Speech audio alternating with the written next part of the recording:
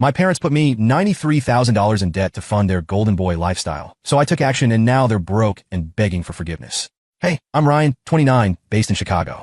I've been working as a creative director at a tech company for a while now, and life is decent. Not perfect, but decent. My job pays well, I live in a killer apartment downtown, and I've got a solid group of friends. The family side of things? Not so great. Let me paint a picture for you. My parents have always played favorites, and guess who's the MVP in this game? My younger brother, Jason. He's 25, still living at home, and has somehow managed to avoid real work his entire life. He's a guy who spends hours gaming and posting on TikTok while I've been grinding for everything I have. But hey, it's family, right? I always thought I'd look out for them no matter what, until recently. It all started with a call from my bank. I was sitting at work, reviewing some mock-ups for a client campaign, when my phone buzzed. Normally, I'd let unknown numbers go to voicemail, but something told me to pick this one up. Mr. Collins, this is David from the bank. We're calling to verify a charge on your account. A charge? Weird. I hadn't used that particular credit card in months. It's mine, just in case card that I keep for emergencies. My heart dropped a little. What charge? We noticed a transaction for $50,000 to a travel agency. Was this authorized by you? $50,000? My brain froze for a second. Number definitely not. David explained that the charge was flagged as unusual and that they wanted to confirm before processing it. He told me they'd hold it until I could verify further details. I thanked him, hung up, and immediately logged into my account. And there it was, a $50,000 pending charge for what appeared to be a luxury Mediterranean cruise. I stared at the screen, trying to piece together how this could have happened. Did my card get hacked? Did I accidentally share my info somewhere? Then it hit me, my parents. Now, to give some context, I've been helping out my family financially for years. My parents always claimed they were struggling, so I sent them $2,000 a month to help cover mortgage, utilities, and groceries. Meanwhile, Jason stayed home, jobless, contributing nothing. But funding a luxury cruise? That was a new low. I called my mom immediately. Hey mom, weird question, I said, trying to keep my voice calm. Did you or dad use my credit card for something? There was a pause, and then she laughed. Oh, Ryan, don't overreact. We thought you wouldn't mind. Mind? I hadn't even told her what I was calling about yet. What do you mean? Don't overreact. Did you charge a cruise to my card? Well, yes, she said, as casually as if I'd asked her if she picked up milk at the store. It's for Jason's birthday. He's been so stressed lately, and we wanted to give him a little break. Jason? Stressed? The guy who plays Call of Duty? For 10 hours straight? Mom, that's not a little break. That's $50 grand. I snapped. She sighed. Ryan, you're doing so well at work. We figured you wouldn't mind helping out your brother. It's family after all. Helping out? Helping out is lending someone $20 for gas. Not dropping $50,000 on a vacation I didn't even know about. You didn't even ask me. I said, do you realize how illegal this is? You can't just take my credit card and use it like it's Monopoly money. Oh, don't be so dramatic, she said, brushing me off. It's just money. You'll make it back in no time. Besides, Jason was so excited. He even said he'd bring you a souvenir. A souvenir. As if a keychain from Santorini would make up for this blatant theft. I couldn't even respond at first. My mom was talking about this like it was a normal, everyday thing, like she had a right to my money because I happened to make more than Jason. Mom, I finally said, my voice shaking with anger. This isn't okay. I'm reporting the charge. She scoffed. You wouldn't do that to your own family. Watch me. I hung up before she could say anything else. My hands were shaking as I dialed Jason's number. Hey bro, what's up? Jason answered, his voice cheerful. What's up? Are you serious? I said. Explain why my credit card funded your Mediterranean cruise. Jason laughed. Oh, that? Yeah, mom said it'd be fine. She said you wouldn't mind since you're loaded. Loaded. I work my ass off to afford my life. It's not like I have wads of cash lying around for him to blow. Jason, this isn't fine. It's theft. You stole $50,000 from me. Stole? Bro, relax. We're family. It's not a big deal. You'll be fine. Not a big deal. I was practically shouting now. You spent my money without permission. That's a huge deal. Jason laughed again like this was all one big joke. You're so uptight, man. Maybe you need a vacation too. That was it. I hung up and immediately called my bank back. I told them the charge wasn't authorized and filed a fraud claim. David, the banker, assured me they'd investigate and freeze the account in the meantime. When I hung up, I felt a mix of anger and disbelief. My own family had used me, and they didn't even care. The next day, mom called me, furious. Ryan, how could you report the charge? Jason was so excited for his trip. Mom, maybe he'll learn something about consequences. You're being selfish, she yelled. Mom tried to argue, but I wasn't listening anymore. I hung up, knowing full well this wasn't the end of it.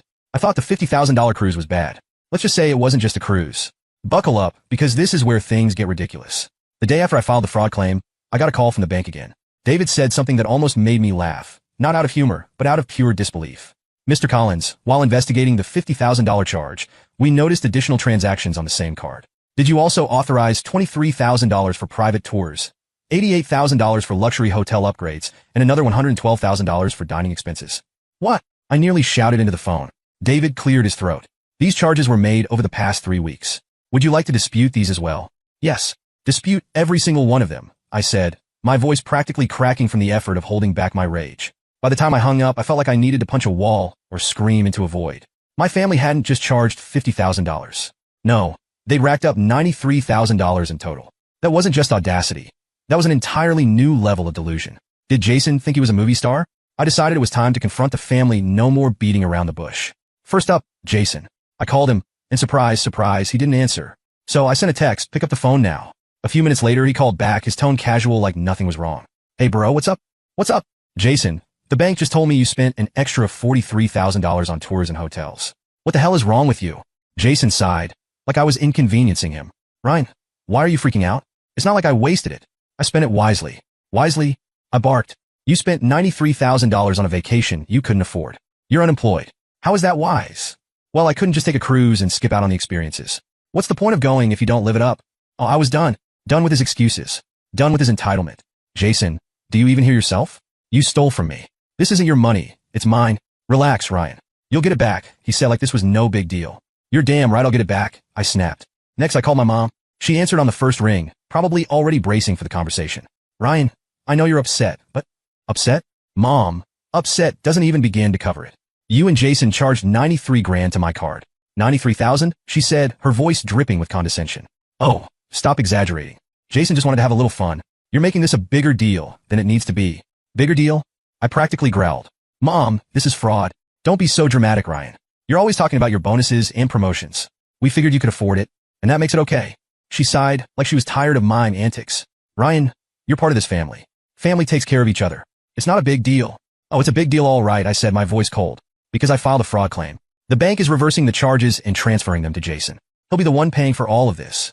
There was a long pause. Then she exploded. How could you do this to your own brother, Ryan? You're going to ruin his life. Ruin his life? I repeated, incredulous. He's 25 years old, Mom. Maybe it's time he started taking responsibility for his actions. He's just a kid, she protested. A kid? Mom, he's not a kid. He's a grown man who stole $93,000 and thought he could get away with it. That's not my fault. That's yours for enabling him. Her tone shifted from anger to pleading. Please, Ryan, don't do this. We'll find a way to pay you back. Just call the bank and undo the claim. I laughed bitterly. Pay me back? With what money? You can't even afford your own bills without my help. No, Mom. This is on Jason now. Maybe this will be the wake-up call he needs. I hung up before she could say anything else. That night, I got a frantic voicemail from Jason. Ryan, what the hell? The bank says I owe them $93,000. You need to fix this. I can't pay that kind of money. Call me back. Please. I didn't call him back. Instead, I poured myself a drink, sat on my couch, and let myself enjoy the silence. For once, I wasn't cleaning up their messes. The next morning, I woke up to another voicemail, this time from my dad. He's usually the quieter one, the peacemaker in the family. But even he sounded desperate. Ryan, I know you're upset, but don't you think this is a bit harsh? Jason made a mistake. We all make mistakes. Please, son, give him another chance. Call me back. I didn't. By the end of the day, my phone had exploded with calls and texts from my parents and Jason. Every message was some variation of, you're ruining Jason's life, or how could you do this to us? But I ignored them all. For the first time, I felt like I was standing up for myself. They'd taken advantage of me for years, treating me like a bottomless wallet, and now they were finally facing the consequences. I wasn't going to fix this for them. After the bank finished their investigation and pinned the $93,000 bill squarely on Jason, I realized it wasn't enough to just stop the theft. I needed to completely cut them off financially. No more monthly payments to help with the bills. No more covering for their irresponsibility. And definitely no more being the family safety net. The next day, I sent a group text to the family. Effective immediately, I will no longer contribute financially to this household. You're all on your own. Within minutes, my phone lit up like a Christmas tree. Mom, Ryan, you can't just abandon your family like this. Jason is going through a lot right now. Jason, wow. Guess you're too good for us now, huh? Dad, Ryan, let's talk about this calmly. You're making a mistake. I ignored them all. Instead, I started making plans for myself. First, I decided to move out of my old apartment. It was close to their house, and I'd chosen it originally to be convenient for helping them out. But that convenience had become a leash. It was time for a fresh start. I found a sleek new apartment downtown. Bigger, better, and further away from their nonsense. Signing the lease felt like the first real step toward freedom. I packed up my things that same week, feeling lighter with every box I taped up. Meanwhile, Jason had started spiraling. He called me about a week later, his tone frantic. Ryan, I'm in trouble, man. The collectors are calling nonstop. They're saying I owe $93,000. I don't know what to do. I let him ramble for a bit, my face completely blank as I stared out the window of my new place. When he finally stopped talking, I said, "Sounds like a problem you created for yourself." "Ryan, come on," he whined. "You gotta help me out. Just lend me a few thousand to get the collectors off my back." "Lend you a few thousand?" I repeated, incredulous. "Jason, you stole 93 grand from me. Why on earth would I give you another dime?" "Because I'm your brother," he snapped, as if that was some kind of magical argument. "And what does that mean exactly?" I asked. "That I'm supposed to let you rob me blind and then bail you out when it blows up in your face?" "It wasn't like that," he protested. I thought you wouldn't care. You've got so much money, Ryan. What's 90 grand to you?" I couldn't believe what I was hearing. He still didn't get it. "Jason, this isn't about the money. It's about the principle. You used me, and now you're paying the price. Good luck. Ryan, please." I hung up and blocked his number. Of course, Jason wasn't the only one freaking out. My parents were in full panic mode too. Mom started leaving me these long, guilt-trippy voicemails every day. "Ryan, you're tearing this family apart. How can you sleep at night knowing your brother is suffering? He's your brother, for God's sake. We're supposed to stick together as a family." Stick together? Funny how that only seemed to apply when they wanted something from me. She even showed up at my office one afternoon, completely unannounced. My assistant buzzed me to say there was a woman in the lobby claiming to be my mother. I sighed and told her to send Mom up. She walked into my office looking like she hadn't slept in days. Her hair was messy, and her eyes were red-rimmed. "Ryan, please," she said, her voice cracking. "Jason's in trouble. The collectors are going to ruin his life. We need your help. You're the only one who can help him. Please, Ryan, we'll pay you back." I laughed bitterly. "With what? What money? You can't even keep up with your own bills without my help. Don't act like you're suddenly going to find 90 grand lying around."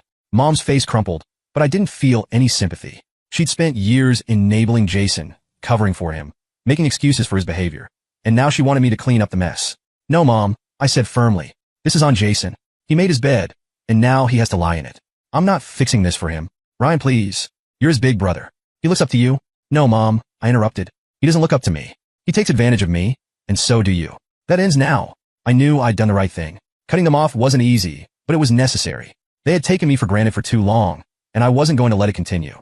Of course, they didn't see it that way. Over the next week, my phone continued to blow up with calls and texts. They tried every trick in the book, guilt, anger, flattery, to get me to change my mind. "Ryan, we're your parents. Don't we deserve your support? Bro, I'll pay you back eventually. Just give me some time." I ignored every single message. I was done. I expected Jason's life to start crumbling after the fraud claim went through, but I underestimated just how quickly things would spiral out of control for him. Watching it happen was like seeing a slow-motion car crash. Messy, avoidable, and entirely his fault. The first sign of trouble was when Mom called me, panicking. "Ryan, did you know Jason's been getting calls from debt collectors?" she asked, as if this were breaking news. "Of course I know," I said, trying to keep my voice calm. "That's what happens when you rack up $93,000 you can't pay back. The collectors are doing their job. Ryan, you don't understand," Mom said, her tone almost pleading. "They're calling nonstop, threatening legal action." "He's terrified." I snorted. "Terrified? Good. Maybe he'll finally learn something." Mom was silent for a moment, but I could feel her seething through the phone. "You're being unreasonable," she said finally. "Jason's not a bad person. He just made a mistake." "A mistake?" I repeated, incredulous. "Mom, it's a choice, and he's going to have to live with it." I hung up before she could argue further. Jason, on the other hand, wasn't as quiet as Mom. Since I'd blocked his number, he resorted to calling from unknown numbers, messaging me on social media, and even emailing me. I ignored it all until one day, out of sheer curiosity, I opened one of his emails. The subject line read, "Please help me, Ryan." In the email, he rambled about how the collectors were threatening to take legal action, how he couldn't sleep at night, and how he was so sorry for what he did. But the part that really stood out was this gem. "I know I messed up, but you're my big brother. Isn't it your job to help me when I'm in trouble?" I stared at the screen, baffled by his audacity.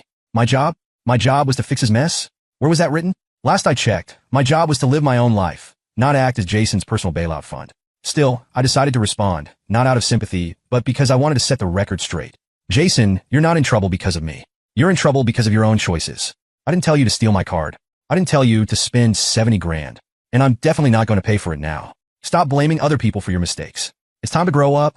I hit send and blocked his email address. Around this time, Jason finally got a job. I heard about it from Mom, who called me in tears. "Jason's working at a diner.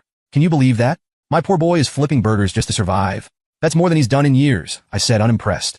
"Maybe this is what he needs to learn the value of hard work." "But he's miserable," she cried. "You don't understand, Ryan. He's not cut out for this kind of work. No one's cut out for flipping burgers, Mom. But people do it because they need to survive. He's not special." I could hear her frustration building. "Ryan, this is your fault. If you just helped him, he wouldn't have to degrade himself like this." I laughed bitterly. "Degrade himself? Mom, you're acting like he's working in a coal mine. He's flipping burgers. Millions of people do it every day, and they don't cry about it. If Jason thinks this is beneath him, that's his problem. She hung up on me.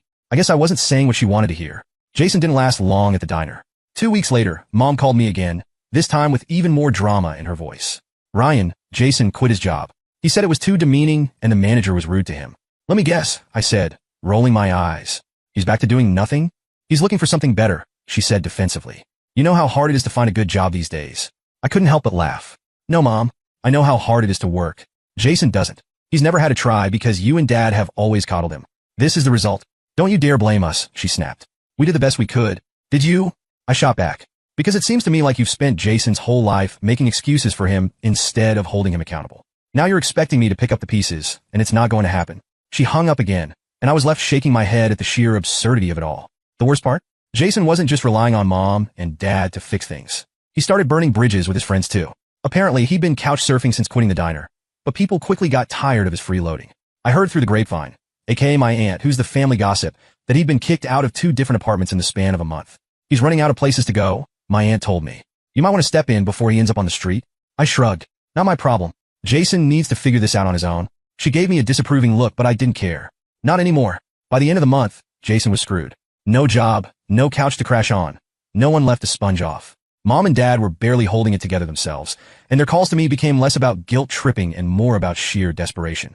Ryan, we don't know what to do anymore, Dad said one night, his voice heavy with exhaustion. Jason's lost. He needs help.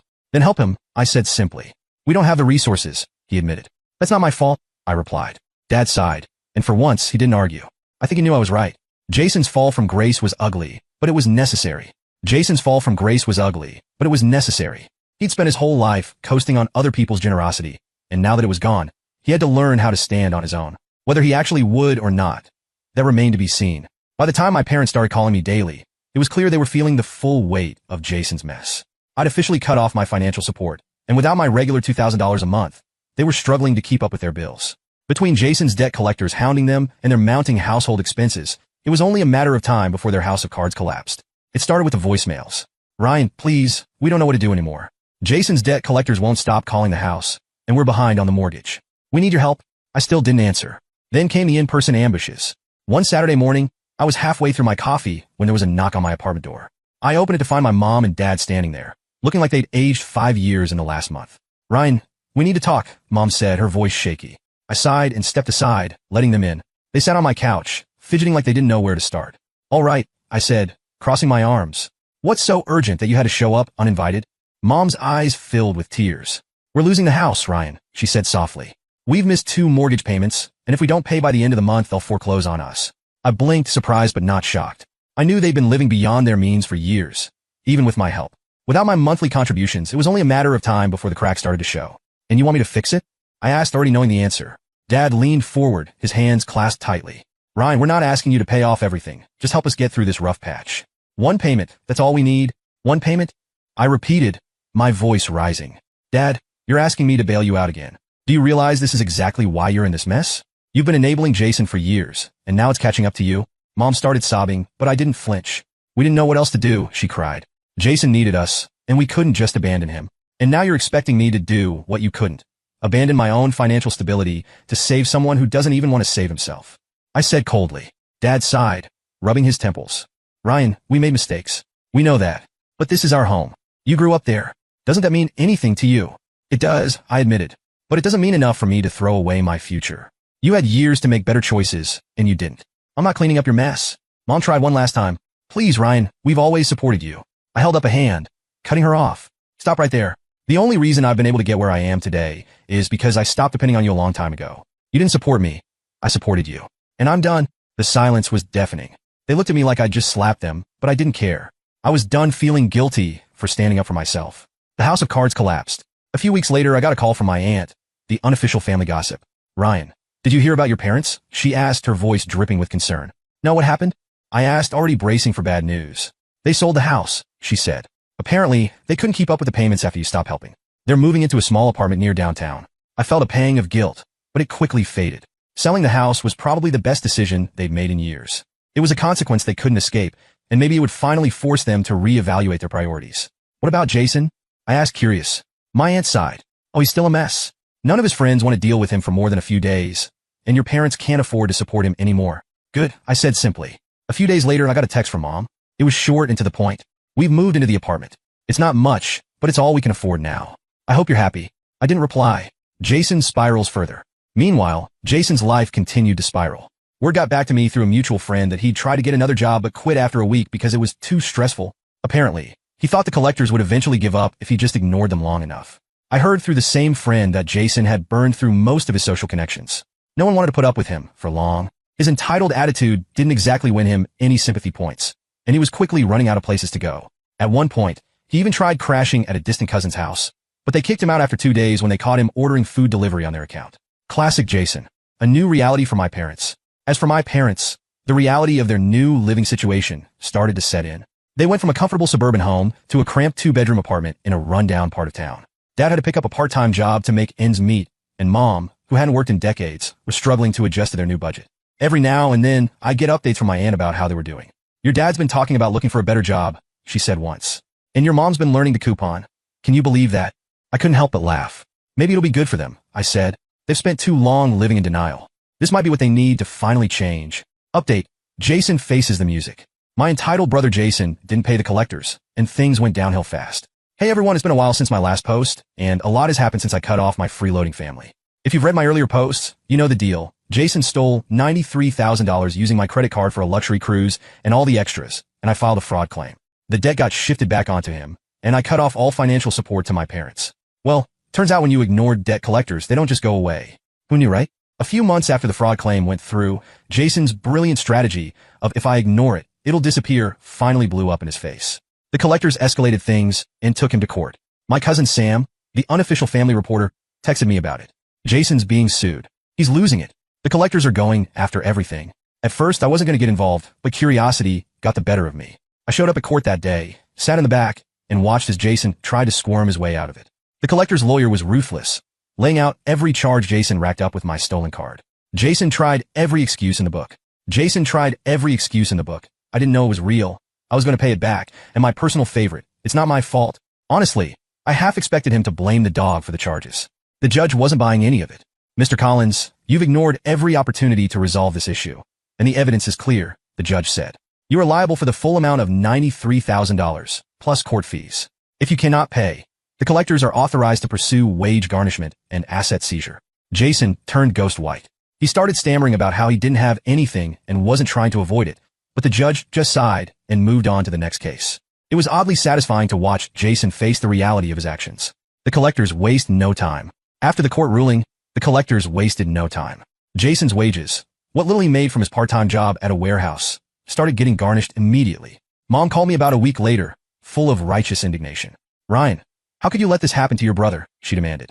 Let this happen? I said, trying not to laugh. Mom, did you think there wouldn't be consequences? He's barely making enough to eat, she whined. I shot back. Maybe it's time he started taking life seriously. Wage garnishment sucks, but maybe it'll teach him not to spend money he doesn't have. She cried, of course. Mom loves to play the victim when things don't go her way. But I didn't budge. The spiral continues. 2 weeks after the wage garnishment started, Jason's life spiraled even further. Sam called me again, barely able to contain her laughter. Guess what? She said. Jason's car just got repossessed. They towed it right out of his job's parking lot. I almost choked on my drink. Are you serious? Dead serious, she said. Apparently, he missed a few payments, and with the collectors going after him, the dealership wasn't taking any chances. He had to take the bus home. The mental image of Jason, who always acted like he was too good for public transportation, sitting on a crowded bus was priceless. Jason is still working at the warehouse, but between the wage garnishments and his lack of financial literacy, he's barely scraping by. Last I heard, he's saving up for a beat-up car, but hasn't made much progress. Mom and Dad adjust to reality. Mom and Dad are adjusting to their new reality, but they've stopped asking me for money, so I guess they've finally learned I'm not their personal ATM anymore. Sometimes, people need to face the full weight of their consequences to grow. Jason might still be in denial, but my parents seem to be getting it, slowly but surely. Some people learn from books, others learn the hard way. Jason? He's still trying to figure out how to spell consequences. But hey, at least it's not my problem anymore. A final message. To anyone dealing with a family like mine, stand your ground. It's not your job to fix their messes, and you don't owe them your sanity. Set boundaries, stick to them, and don't let the guilt get to you.